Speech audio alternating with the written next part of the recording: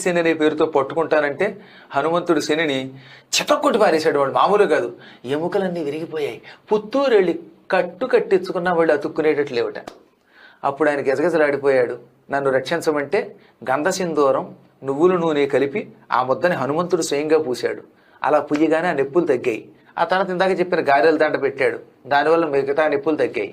ఆ తర్వాత హనుమంతుడికి శని వరం ఇచ్చి, స్వామి శనివారం నాడు నేను పట్టుకోవడానికి వచ్చి నీ చేతిలో దెబ్బలు తిని నీ వల్ల మళ్ళీ ఆరోగ్యం పొందాను.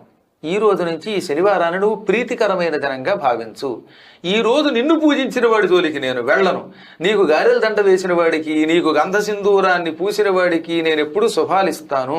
నీ కాళ్ళ కింద నేనుంటాను. ఈ రోజు నుంచి నీ కాళ్ళు పట్టుకున్న వాడికి అష్టమ శని, అర్ధాష్టమ శని, ఏళ్ళనాడు శని దోషాలు లేకుండా చేస్తాను.